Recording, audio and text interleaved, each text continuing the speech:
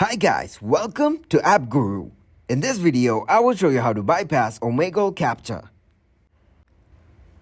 First, open your Chrome browser.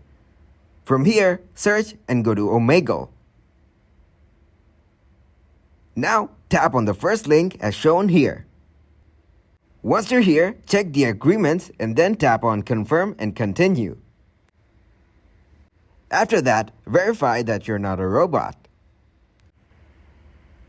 Now, as you can see, the verification is completed.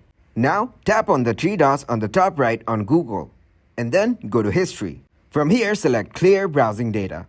Then tap on Clear Data on the bottom, and then select Clear. Now, go back and search Google.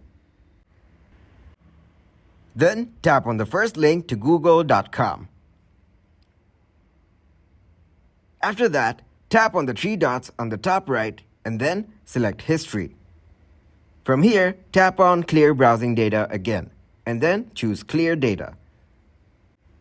After that, get out of your browser. Then go to your notification bar and turn off your Wi-Fi.